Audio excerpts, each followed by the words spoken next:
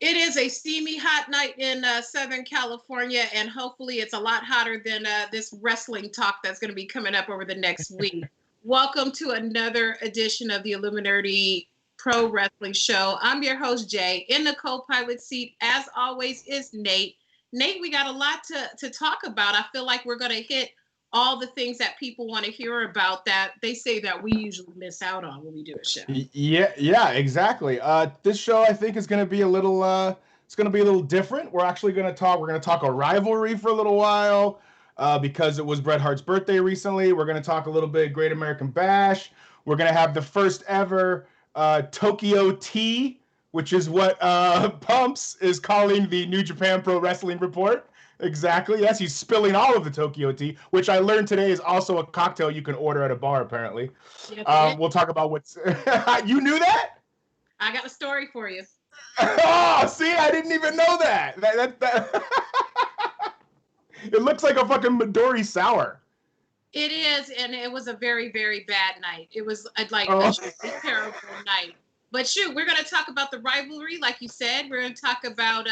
New Japan World Order. We're going to talk about the Great American Bash, like some of the best moments from the first night. And before we get it started, I'm going to tell you a little bit about the Tokyo Tea in honor of our homie new segment. So to make a long story short, I went to the Wiltern. For those of you in Southern California, you know where the Wiltern is, up there on Western and Wilshire.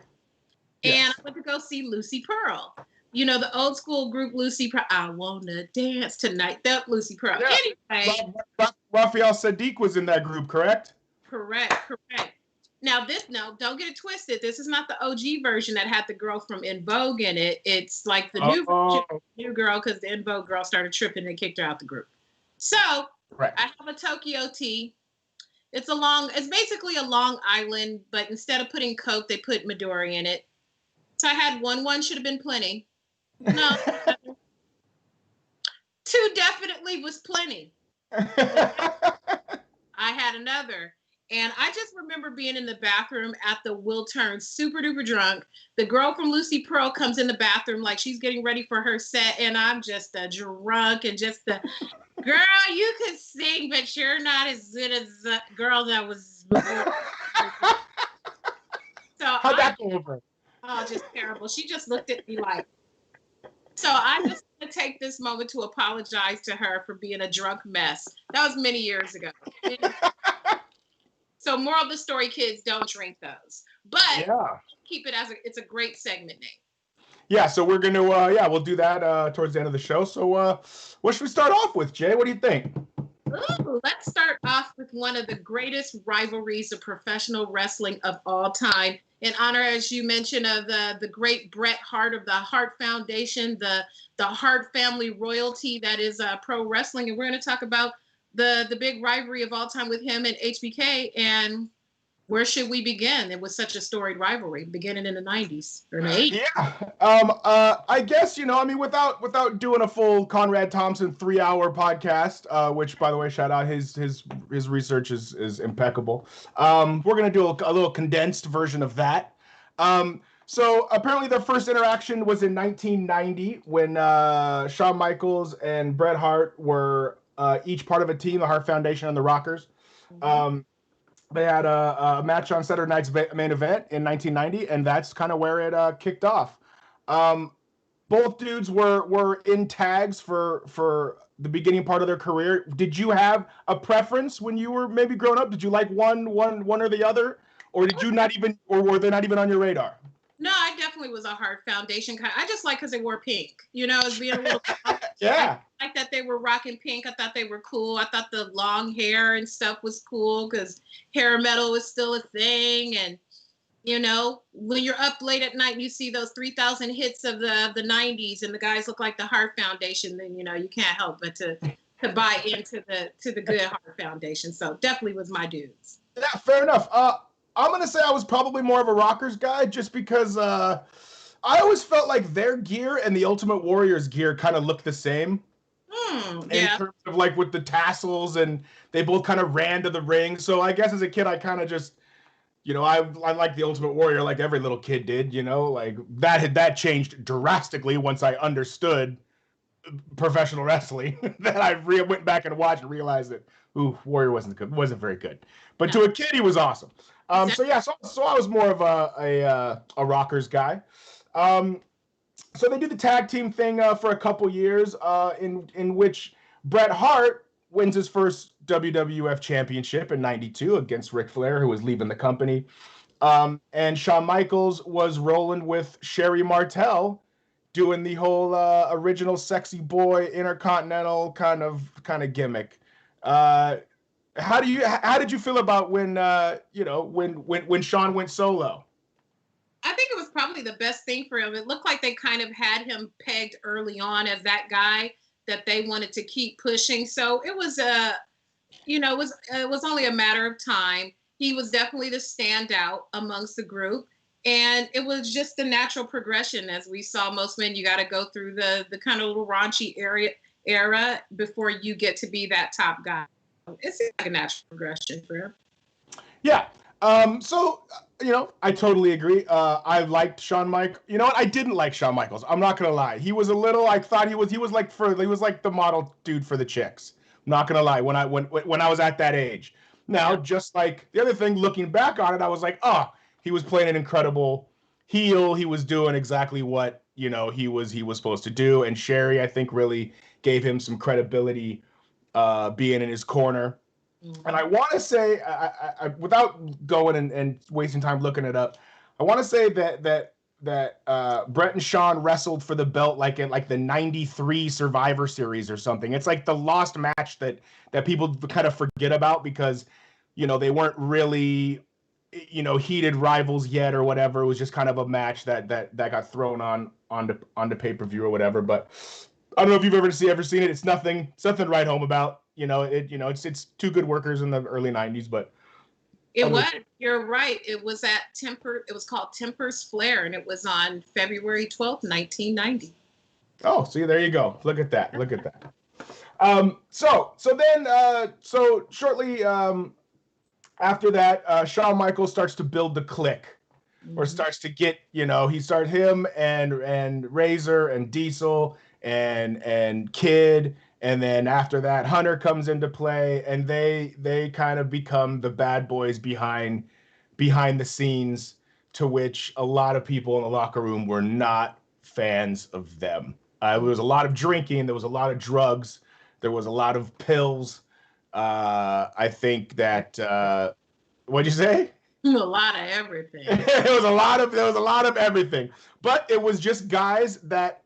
It depends on what side you want to take. You can take the guys in the clique side, and like Razor says, it goes, listen, I didn't come in this business to make friends. I came in here to make money, and I got enough friends, and so I don't really care what anybody says. So they were kind of assholes to everybody, but they were also the best part of the company at the time. So it's kind of hard to question what he said or how he acted based on that logic, I guess. Yeah. If you're the favorite child in the company, you're going to live out that dream, especially if something as testosterone driven as it was at that time. When I knew we were going to revisit this, I went back and watched some old videos and things, and poor Bret Hart, he just never felt part of the clique, and it looked like he just wanted to keep it there amongst themselves, which is hilarious to me that he would even feel that way, given that he's a Hart. Right, exactly. Right. Family. It's not like you're just some one-off like Coco Beware or something. You're part of one of the most storied families of pro wrestling, period. But for whatever reason, he didn't feel like he was part of the clique, and things were on the up and up for HBK. Yeah, I think a lot of that too has to do with the fact that people felt like Shawn got away with a lot of stuff when it came to Vince, because he was his boy, his kind of golden child. And that he couldn't do any wrong, and a lot of dudes were not thrilled about that. So moving right along, I want to say at some time, I think it was before their match on my birthday, actually, in 1996, March 31st, the infamous WrestleMania Iron Man match. I want to say, I don't know if it was before this or shortly after this, at some point they get in a fight in backstage and they start pulling each other's hair. And they're doing like the classic like chick cat fight. And I think that Bret ripped like a chunk of Shawn Michaels' hair out. Oh. And then so after the scuffle gets broken up, the story goes that Shawn grabbed his own hair and went into Vince's office and kind of like threw it on the table and said, "This is an unsafe working environment." Which always made me laugh. Like, it's like my hair out. All the wild shit you see on TV and hair pulling is makes it a unsafe working environment. I did not sign up to get my real hair pulled and thrown on the floor in the locker room. Yeah. Oh, good. During the shoot's good. But in the locker room, no, goddamn it. Bret Hart will not be pulling these golden locks out. Exactly. So let's focus on this match for a minute. It was an Iron Man match. It was in Los Angeles. It was the first time they had done an Iron Man match at WrestleMania on this kind of stage. If anybody could do it, it was them. I believe shortly after this, I've been listening to a lot of Bret Hart like story things on podcasts like about his career and stuff. So it's not like I just walk around knowing this stuff in my head. I mean, I do, but not like this deep. So they built the whole thing up where like Shawn was like this kid ready to do his boyhood dream, and he's like working out and training in Texas and with Jose Lothario, and Bret is up in Canada, and he's got to like run in the snow and shit. And so it's like total like Rocky montage type stuff. But Jim Ross was saying this week on his podcast that they had Bret wearing sneakers when they were doing his running montage, and it was slippery because it's in the snow in Canada. So Bret had to run really slow or else he would slip. So Bret always hated that in his montage, it looked like he was running in slow motion. So it looked like he was like a old, like slow guy, and Shawn's like doing steps and shit like that. But it was just because they wanted to. And like Chariots of Fire versus like dun, dun, dun, dun, dun. Oh well, sorry. Canadians stand up. Exactly. So I believe after this title change, Bret was going to go and shoot 6 months of Lonesome Dove, which was a TV show in the mid '90s, like a cowboy. Wow. Yeah, yeah, I guess for like one season he was like a reoccurring character. I never watched it. It wasn't my gig, but right there. Yeah. I'm gonna look for that. Yeah, so and the deal was, Bret would drop the title to Shawn here at WrestleMania. Then they would do a rematch at the following year's WrestleMania. I think this was WrestleMania 11, I think. So the next one would have been 12. And then where Shawn would then drop it to Bret. And then at another upcoming pay-per-view, Bret would drop it back to Shawn. So allegedly, right. Yeah, correct. So that was what everyone, kind of did or whatever, and that was the deal. So they go into the match. It was fantastic. If you have not watched it, I highly suggest it. If you haven't watched it in a while, I highly suggest it. I actually watched it recently. Again, it's really good. So then apparently at the end of the match, when Shawn wins in overtime, he yells to Bret, "Get the fuck out of my ring." To which Bret was not thrilled about. Hell no. So Bret, young new booty butt come up out of here trying to dismantle everything that he built. Come on, get out of here. Exactly. So Bret bails, leaves the arena, does Lonesome Dove, whatever. Comes back around when Bret was about to come back. Now we're in early '97. Okay, so Shawn's the title holder all in '96. Early '97 comes around. Bret's about to come back. They're about to, okay, dude, now it's, let's keep this rivalry going. It's good for business. My turn. And that's the infamous night that Shawn Michaels lost his smile. Shawn said that his knee injury was career ending and that it could be career ending, that it just wasn't fun for him anymore. and everybody thought that it was bullshit because he didn't want to lose to Bret at the next pay-per-view. You know what I mean? He was okay with having Bret do the honors for him, but he didn't want to do it, for in reciprocation, I guess. And listen, Shawn Michaels is probably my second favorite, if not 1B of all time. I will defend Shawn Michaels to the death. Fuck you, Pumps. Pumps disrespects Shawn Michaels on a weekly basis. No. He was being a sucker here. It was not cool. Do you remember the night that Shawn Michaels cried and lost his smile? It was just like the dumbest thing ever. You go from being the favorite kid of the company. I mean, what more do you want? And you're in a match, even if you're not winning the match, it's with Bret Hart. Right. And you keep going and you keep going, but he lost his smile. He wanted to do what he wanted to do, so he played injured, and Vince indulged it, but it gave good fodder to keep the rivalry going and get some heat from the fans. And smileless HBK. What can you do? Yep. So Shawn goes away. Bret ends up winning the title. I forget how he wins it or whatever. In March of '97, Bret Hart starts to turn heel. And, it's the infamous, where he was wrestling in the big blue cage, and he gets the mic and he hawks a loogie on Vince, and everyone in that goddamn dressing room knows that I'm the best there is, blah, blah, blah, and starts to do his pro-Canada heel turn, which was absolutely brilliant. I thought that it was pretty amazing that a wrestler was able to be so over in Canada or another country and come to America and just be absolutely despised for no other reason that he said that he loves the fact that he's from Canada. Canadians, who probably worldwide have the reputation of being like the nicest people right. on planet Earth. The irony of that. Yeah.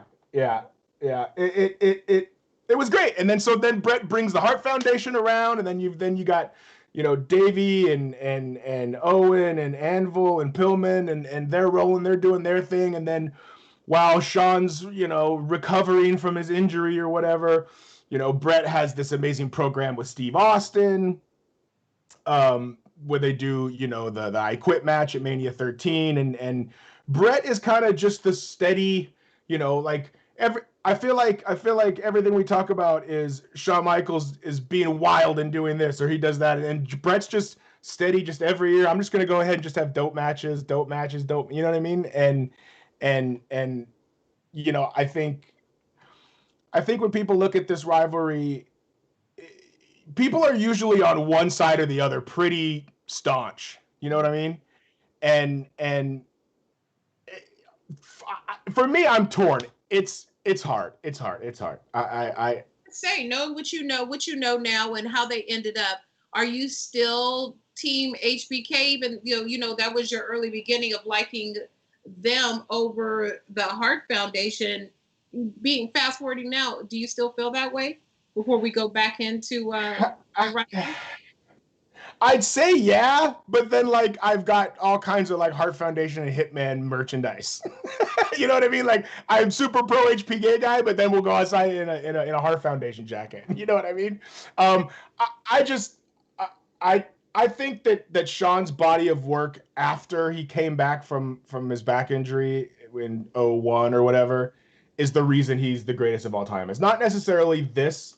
It's both bodies of work, in my opinion. And unfortunately, Bret Hart's career got cut short by a kick to the head from fucking Bill Goldberg. But that's for another day. Goldberg. Don't say his name. If you say it too many times, he's gonna reappear on the roster he's gonna reappear in a pay-per-view. Yeah. Because we know that's definitely not far-fetched. Yeah. So we move it right along. Shawn Michaels does Playgirl in August of '97, to which apparently they go out. Bret Hart says to Shawn Michaels, now they're doing promos for the '97 Survivor Series, which ended up being the Montreal Screwjob. apparently Bret says to Shawn in the back, hey, do you mind if I mention your Playgirl spread or whatever in my promo, like, you know, dissing you or whatever? And Shawn says, yeah, talk about anything you want. I don't fucking care. So he goes, okay. So he goes out there and then he does it. And then, of course, he comes back and Shawn Michaels gets all upset and was like, why did you bring that up? Blah, blah, blah, blah, blah, blah, blah.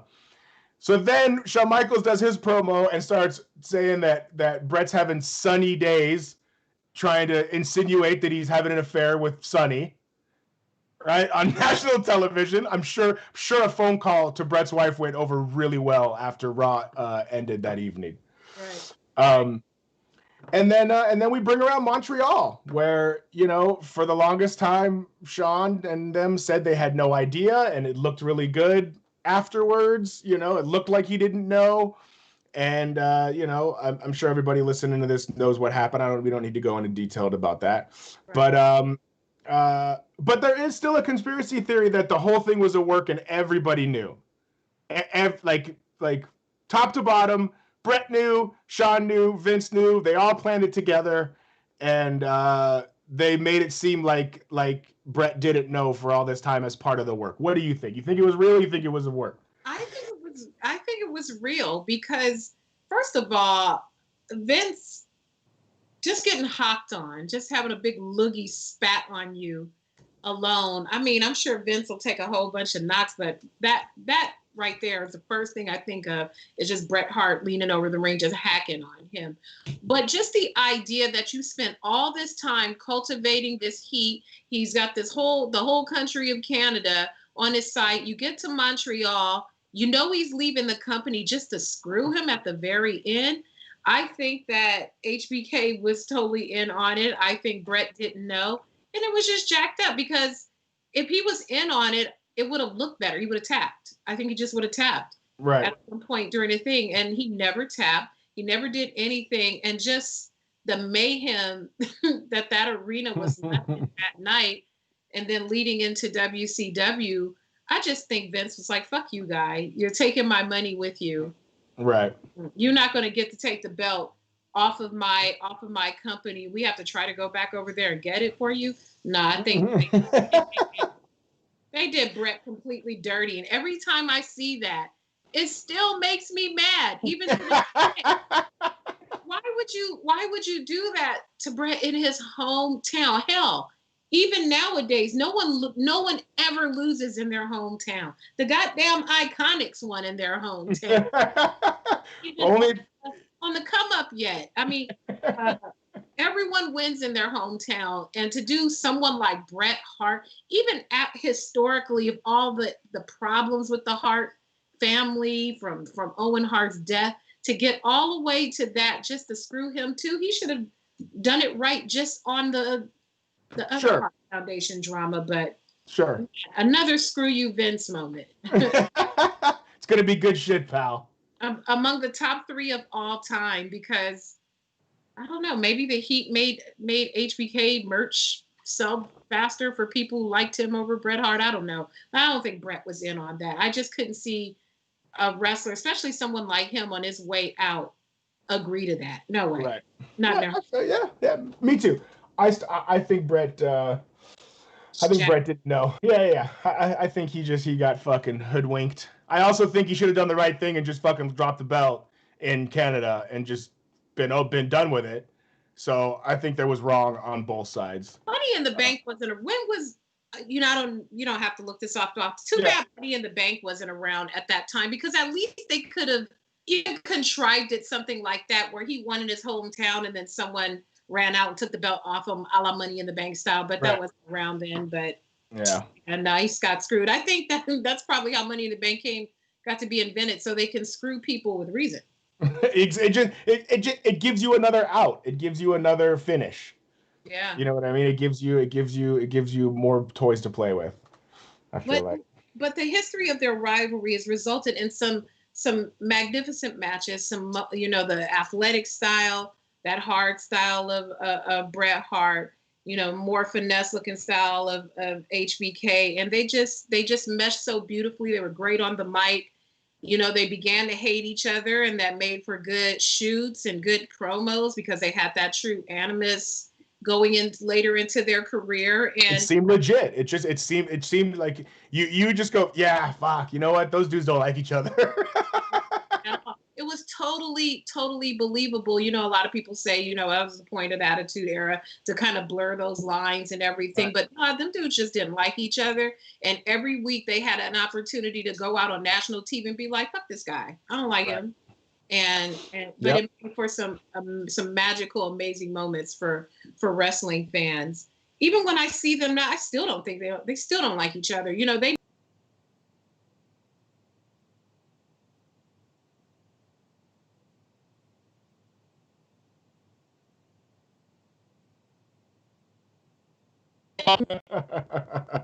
But when you look at, it's probably the best rivalry, at least the top two, top three best rivalry. Yeah, I mean, just for the simple fact of all the legit heat around it. You know what I mean? Like, there were dudes that didn't like each other that wrestled, one of which I'll talk about when we get to the Great American Bash segment. But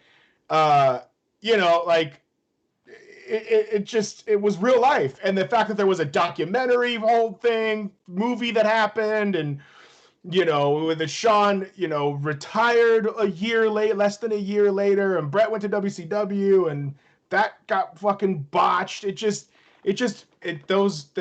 intertwining of them two dudes' stories will just always be more interesting to me than any other. You know what I mean? You could say Rock and Austin, but that it was cool. They had really good matches, wrestled at 3 WrestleMania main events or whatever. But I kind of felt like Rock and Austin, there was some personal competitive rivalry, which is going to happen, but they did not like each other. No. You know what I mean? Like, they're forever intertwined with each other. You cannot think of one without thinking the other. So, and I don't think any of that, I don't think Austin and The Rock, any of them have that same type of just connectivity. When you can think of The Rock independently, you can think of Stone Cold independently, but HBK and Bret Hart, there's just nothing like it. Yep, I totally agree. Well, that puts a bow on our rivalry segment. What do you think? Well, who had better hair? Shawn Michaels. I like the greasy hair. When I think of Bret Hart, when I think of Bret Hart, I think of living in Los Angeles as a little girl, and on Saturday mornings when WWF used to come on TV, I think on Channel 11. Back in my niece, I used to make my niece watch it because we're close in age. And then after that, it was a order of things. You watched wrestling, you watched Soul Train, and then you went to Venice Beach. Yeah, perfect. Vince should have been doing something with Don Cornelius, because those two always came on back to back. So when I think of just that era of wrestling, Bret Hart is like right up there with that other dude who got taken out of the Hall of Fame for a while and put back. That guy. Yeah, Terry. Yeah, that dude. And then I think of Bret Hart, and I love Bret Hart and Ricky Steamboat. I'm not gonna lie. I wanted the pink sunglasses. I wanted all that. When he would give them to a kid at ringside. I wish Natalia's legacy would be bigger, just because of her family. I think she's just such a workhorse, and she does her best to carry the flag for the legacy, but she just doesn't get. Well, she had the belt on her for a while. She's a champ for a while, but yeah.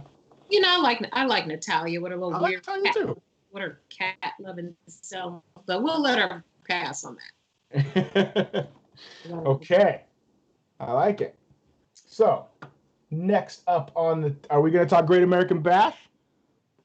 I think we should, because we were begged and taken to task for not talking about NJPW, so we'll save that to close it out. So let's talk about Great American Bash. Best moments from night one. Where shall we begin? There was some good ones. I have to bring it up here because I'm not going to lie. I got confused. And I watched old Great American Bash stuff. Hey, that might be a win too, though. know. That might be weird. I forgot that there was actually like a Great American Bash in NXT. Yeah, they moved it over to the black and gold. Yeah. Okay, well, don't tell anybody that Nate watched the wrong stuff. Don't tell. Well, Jay, listen, I watched wrong stuff, but I've got notes on some old Great American Bash stuff, so I'm going to tell you about it. Kick it off. Let's go. Give it to All us. right. Okay, let me bring up my notes here. 1 second. I mean, anybody who's rocking with us are some real wrestling fans, so I'm sure they've seen these matches too. So I'm not mad at that. Yeah, for sure. Hold on, I have to get my phone. I'm so unprepared. So for those of you who did watch Great American Bash this weekend, it moved over to the black and gold brand, and we're going to talk about a little bit about that. But Nate is going to run it down. We're going to talk about some of the best moments, and actually, it's a good segue into leading to the current one and the history of the Great American Bash. So run it down for us. Okay, so I went and checked out some of WCW's best Great American Bash moments. Mm-hmm. There was a match in 1996 between Chris Benoit and Kevin Sullivan. Ooh, you said his name.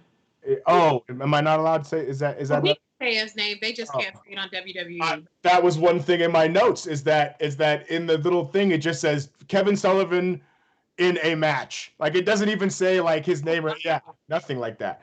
And that was the infamous where they booked. That's when Kevin Sullivan and Nancy Sullivan were still a married couple, and they booked an angle where Chris Benoit was cheating on him with Chris Benoit, and then ended up really cheating on him with Chris Benoit, and then they became a couple. Oh yeah, and then Kevin Sullivan and him got divorced, and then they had a wrestling match, and they beat the shit out of each other.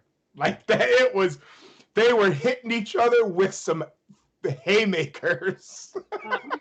I'm on that. I'm gonna write that down so I can. Yeah. I know that was a good ass match. Yes, it's really interesting because they almost booked life into, or fake into real life. Sting and Ric Flair had a good match in 1990. I did not watch that one. I did watch Sting versus Vader from 1992.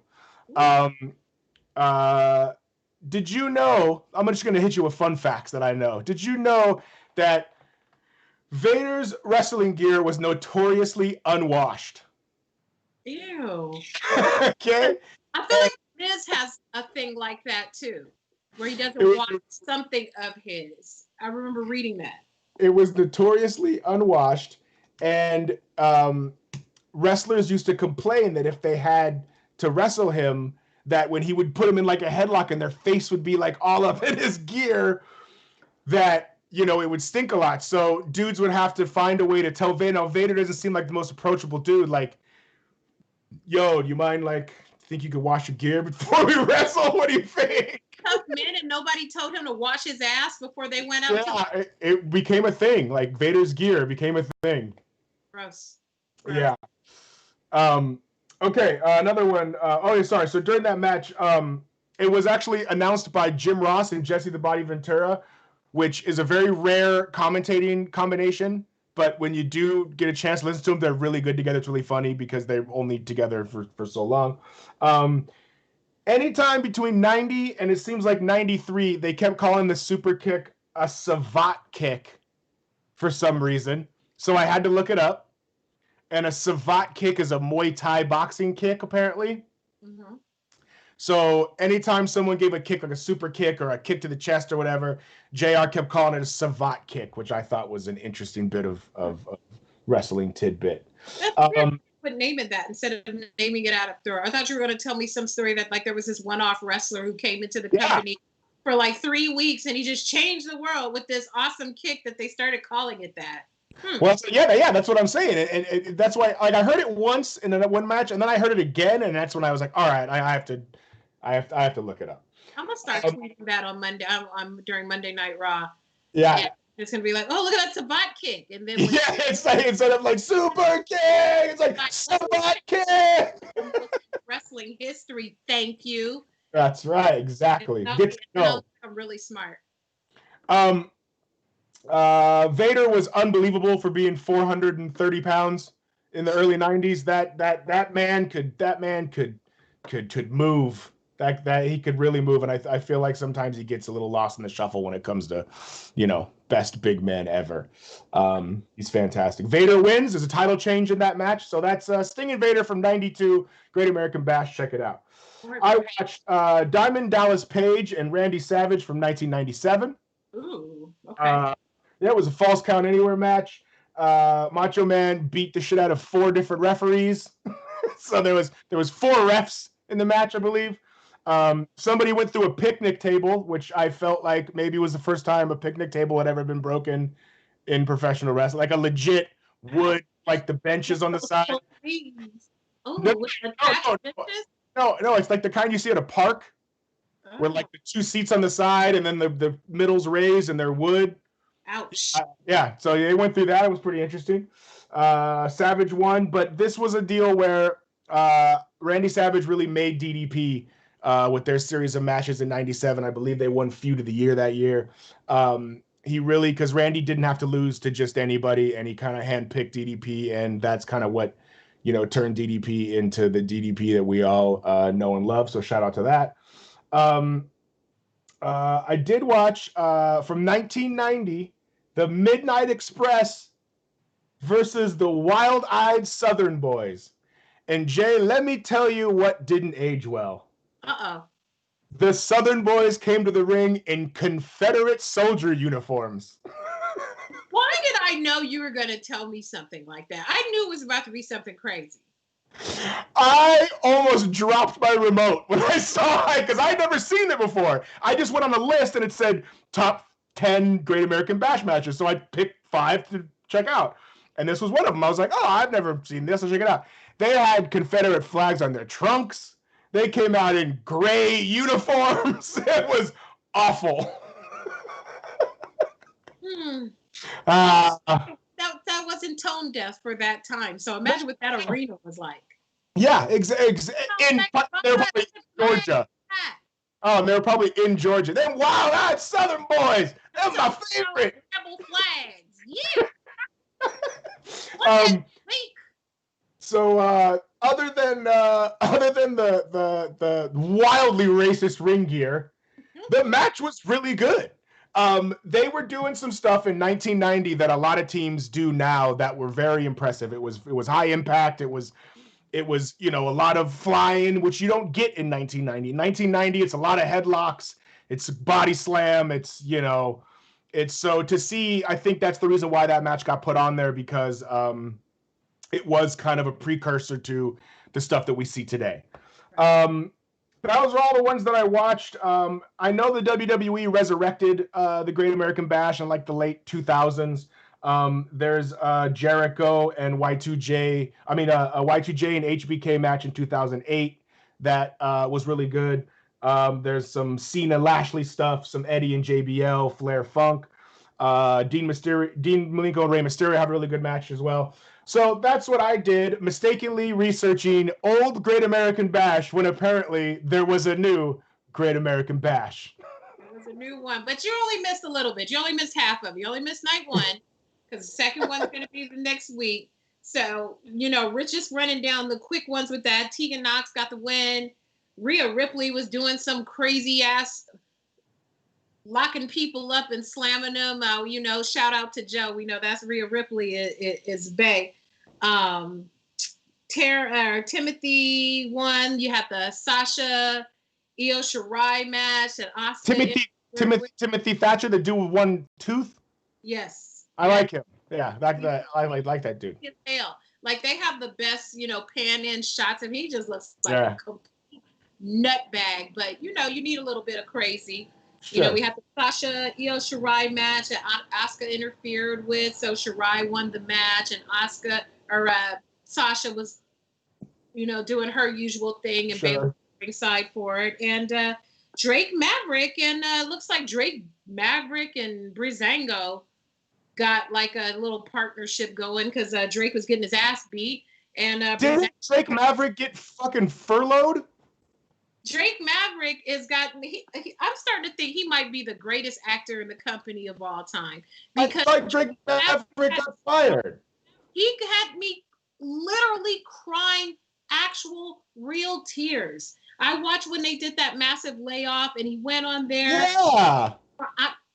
Nate, I'm so mad with him because I really, like real tears, like, right. oh, Vince, you ain't shit. Look at this poor man working so hard. And then he got was part of the tournament, and that's how they brought him back. And now he's got a whole new storyline, and Breezango is still there, and that was his savior when he was getting beat down during the show. So I'm like, okay, Nyla. Drake Maverick pulled a Mark Henry on us, huh? Drake Maverick ain't going nowhere. He said he and all 5'3" of them, or 4 of him, is staying for the long. Speaking of new WWE news, I did hear something that, and this goes back to something that we talked about recently, was we were wondering where the fuck is Shayna Baszler? Why isn't she? What happened, right? And apparently it came out that, shockingly enough, Jay, Vince doesn't like her look. Oh my God. I can't believe it. It was going to be one of two things. It was either Vince didn't like her look, which we already knew, or she got injured by Nia Jax. And so she hasn't been in a match with Nia Jax, so we knew it wasn't that. Exactly. If they, okay, I'm going to liken it to this. And I'm sorry for those of you in the chat who probably don't know this. Nate, you probably do. The rapper Debrat. Yeah. You know, Debrat came out recently and said she is into women. That was kind of like wait. She felt the need to come out and say that in 2020. I believe that's been implied, Debrat, since 1996. Yes. So she came out and said that she likes women. Shocker there. But do you remember there was a brief time where they tried to repackage her and tried to make her like look sexy? And she had that song. She had a song with Tyrese that, what do you like? A whole lot of foreplay right before you get like all super femmed up and whatever. I beg of you, Vince, please don't do that to Shayna Baszler. Let woman have her look the way it is. There is nothing wrong with how she looks. You need a variety of women. Everybody is not going to be damn Lana or Charlotte, who I think has had some work done recently, but Charlotte's got lots of work done. I mean, recently though. But yeah, so fill me in more about this travesty with Shayna Baszler. But can I go back? Was Debrat femaled up for Lady Marmalade? Remember no. Lady Marmalade. Was she so plugged up? What did you say? I'm sorry. No, she went back to her normal thing, looking like she was going to the cookout. Yeah, exactly. Know? That's what I thought. She had her braids in, and she was the bull, whatever you want to call it. You know what I mean? Like, yeah, I thought the Brat was dope, or is dope. I don't see why she would feel the need to come out and even validate or say anything, but who cares? It's kind of always implied. It's kind of like when when like Elton John was like, "Oh, hey guys, by the way, I'm gay." It's like, yeah, we kind of got it. Oh my God, seriously? But yeah, I mean, I'm not surprised at all. I don't even understand the logic in that. You need a variety of women if you're this all-inclusive company. I mean, I get he's spoiled because he gets like a hot-looking lesbian woman in Sonya Deville, but there's shades. There's shades. We're not all cookie cutters of the same thing. And I don't want to see Shayna Baszler get played out because I like her. I think she's dope. Yeah, no, I love Shayna Baszler. I'm telling you right now, for my money, Shayna Baszler is in the top 5 women wrestlers in the world. For sure. And she's believable. Listen, if you're gonna put the belt on Brock because he's believable, then you gotta put the belt on fucking Shayna Baszler, because Shayna Baszler looks like she would eat up every other girl on the roster. She does, and what's the alternative? So okay, the belt's on Asuka. Okay, great. I love that. I love Asuka, of course. Put the belt on Sasha. That would make me very, very happy since the other belt's on Bayley.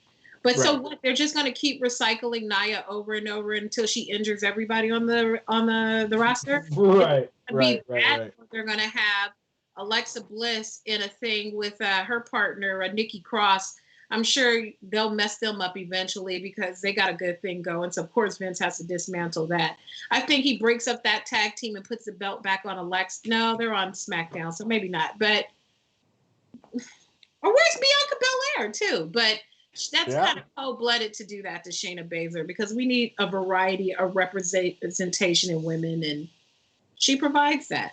Sorry, Vince. I totally agree.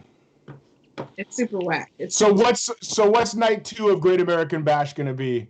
So I can watch it and come prepared.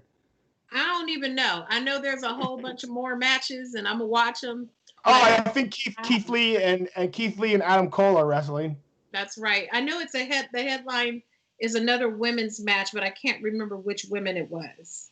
I saw the ad, and I'm old and senile, and it's a holiday, and I got a little PTSD from all these fireworks. So I can't remember who is on the second show. So that'll be. Don't worry, I didn't know there was a first show. So that's gonna be coming up next week.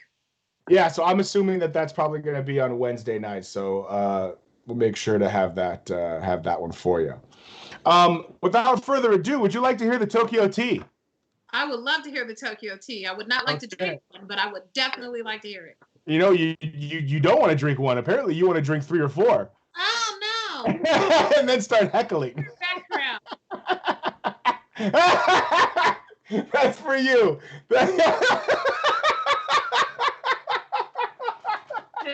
It's just certain things you can't drink anymore. It's like some people are like, oh, yeah, every time I drink tequila, I want to fight. Every time even the thought of even smelling that, it's making me want to hurl right now.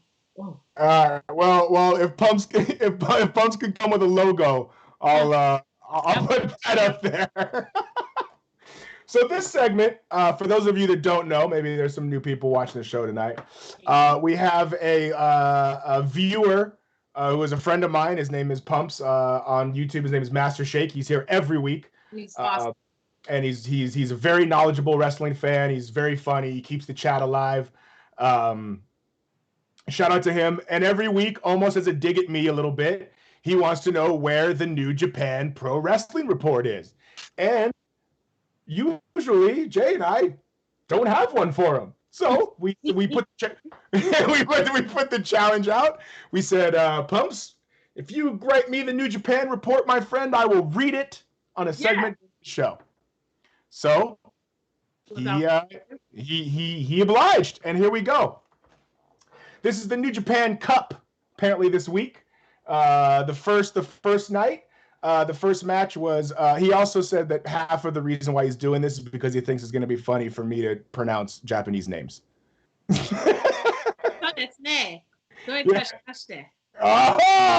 see? Perfect.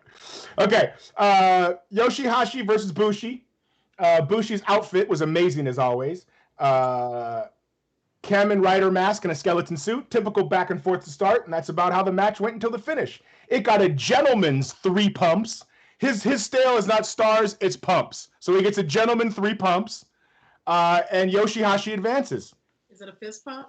Exactly. That's for whoever to I think whatever you feel that the 3 pumps means. Okay, we've got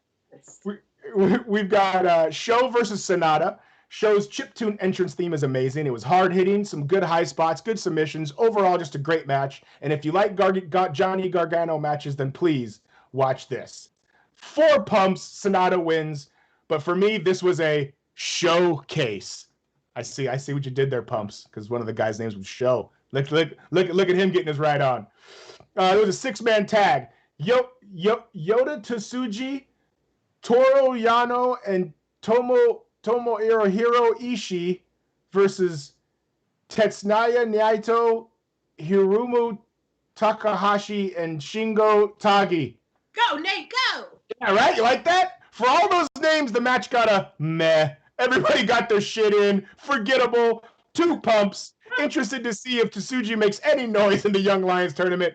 Los Ingrenobles de Japón win. Yes. All right. Kota Ibushi versus Taichi.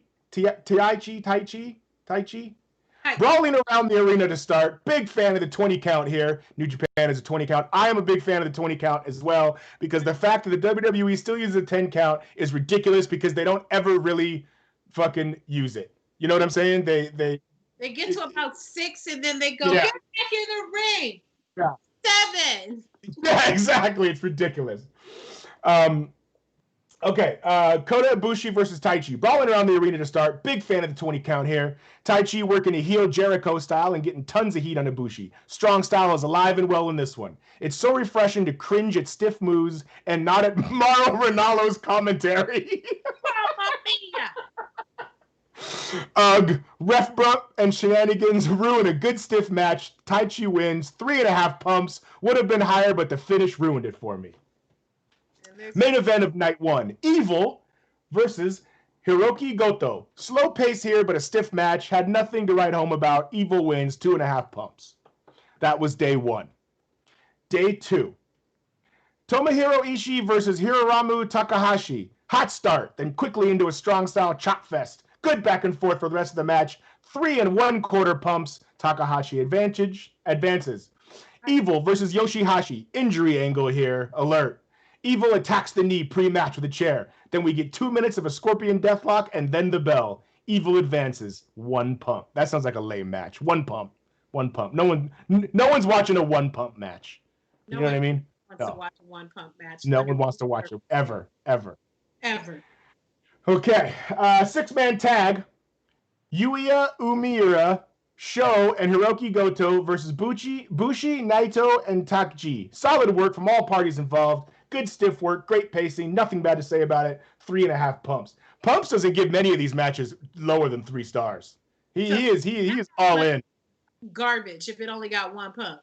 Yeah, he gets. I'm out on anything 1 pump. Get more than 1 pump. Okay, then we've got Taiji Ishimori versus the Rainmaker, Kazuki Okada. I like Okada. He's great. Okada took control early. Good back and forth from both men. Okada is by far the best wrestler in the world. Wow. These two have the match of the night. 4 pumps. Okada wins. Wow. Now we've 4 pumps. So people go out of your way to watch. I'm going to watch that myself. 4 pumps. Hey, sometimes that's all you need. Well, here we go. The last and final night of the weekend apparently is free if you go to NewJapanWorld.com. You can watch some of these matches for free. So we're not getting sponsored for that, but it's in here, and I told Pumps I'd read whatever he wrote. Shout out to Pumps, for all that, because the fact that he not only enjoyed it, but made some notes for us to do it. We appreciate you, and we're glad we could have that representation here. Shout out to New Japan World Order. So here we go. We got the third night. Evil versus Sonata. Classic tag team partners match here. A bit of a slow start, feeling out. Evil with a great chair spot. A lot of back and forth. Evil leads most of his working in the solid heel match. 3 1/4 pumps. I hope this team does not break up as a result of this match. Now, this is the match Pumps has been telling me to watch since the day it happened. And this is one of the ones that's free on New Japan World. And it is the Rainmaker Okada versus Hiromu Takahashi. Good back and forth start. 0 wasted movement from Okada as always. Still a good back and forth at the 10-minute mark. This match desperately needed a crowd. Okada hits a standing drop kick to Takahashi, who was seated at the top rope. Amazing. Sit back and forth here. Still back and forth at the 15-minute mark. Still 50-50. Wait. Pause. The man was sitting on the turnbuckle and he jumped up and drop kicked him? Is that what you said? Yes, he gave him was seated at the top rope and he got a standing drop kick. That's that right there. I'm just trying to visualize that, and that's crazy. That's crazy. That's a Ricochet type ish. Yeah, I'm gonna watch this match after we get out of here, because it sounds amazing. So, still back and forth at the 15-minute mark. Still 50-50 at the 20-minute mark, and I'm all in and here for it. No clear favorite at the 25-minute mark. Okada hits 2 Rainmakers and then one with the Cobra Clutch. A 30-minute banger. 4 3/4 pumps. Would have been a 5-pump match with a crowd. It's free. Go fucking watch it. finding it. I'm finding it just for the drop kick onto the top rope because that's bananas to me. Again, shout out to Pumps for getting us hyped. He finishes his segment with thank you to Nate and Jay for letting me weasel my way onto the show. And never forget, HBK is the most overrated wrestler in history. Well, I was about to say, he just wanted to hear me say that. Man, I mean, I love me some Bret, but come on, Pumps, chill. He wanted to hear me. He put that in there strictly because I told him I would read anything he wrote. Well, I'm gonna start slipping some notes to you, and please PayPal Jay after every show ad. Yeah. But there it is. But again, shout out to Pumps because that's 3 nights. Wow. Yeah. That's a lot of show. That is a lot of show to sit through. And kudos to him for sitting through. What is it? How long is the show? Like 2 hours? Yeah, I think so. I think something like that. 2 hours. I know Japan likes those tournament style cups. You know that stuff like that. Well, yeah, it makes sense. I mean, hell, if we watch WrestleMania, we start watching it at 3. Yeah. And it goes until 8. So same thing. Fair enough. So with that, Nate, do you have anything to share with the class? Thank you for dropping your bars this week. If you're not following Nate on IG, you should be. He was giving us some hot fire like Dylan IG, so you should be following him. But anything else you'd like us to know before we wrap it up for this Sunday? Yeah, stay out there, stay safe, put a mask on. I don't like the mask any more than anyone else does, but I want to go out again. I want to go see stuff. So, let's just put your pride in your pocket for a minute. Let's just side with science. I don't want to get political, but let's just do that. What do we think, everybody? And you can check me out at Nathan Has Skill on Instagram, Bandcamp, SoundCloud, Facebook, all that good stuff. I do rap stuff. I do funny things. I do wrestle stuff on my Instagram. It's pretty cool. Check it out. Cole Said the 3. My new album's on Bandcamp. Came out a couple months ago. Check that out. And yeah, be good or be good at it. Jay, you? Period. And for me, keep up with me. I'm always doing a ton of interviews. This week that I'm doing part 2 of an interview with the Nate Great. The Nate Great. See that Freudian slip? See the greatness? With the great Warren G of the LBC. We did part 1 this past week. And we had such a good time talking to each other. He's like, hey, watch my documentary and we'll do a part 2. I said, Warren G, I didn't even know you had a documentary. And it's on premium YouTube. So I'm going to check it out and talk to the great Warren G, the great West Coast legend, again this week. So be on the lookout for that on my channel, Bad Culture TV.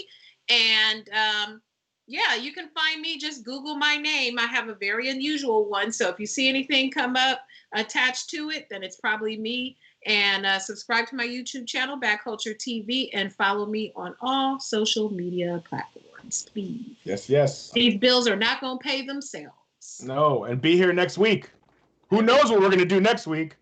I might get on here and talk about NCAA wrestling. Maybe we might have like a battle. I'm definitely going to lose. But, maybe we'll have like a little 8 mile. We'll call it half a block next week, rap battle. Oh, wow. There you go. We'll call it half a block because I'm definitely going to lose. But, yeah. And keep watching pro wrestling because it's going to be the way it is for a long time because people don't like to stay in the house. Like Nate, don't want to get too political, but if the difference between me and everyone else going back out is just wearing a piece of cloth over my face for a little bit, I'm going to just rock the cloth just so we can get back out there because like Nate, there's a lot of shit I want to see too. And it sucks. Absolutely.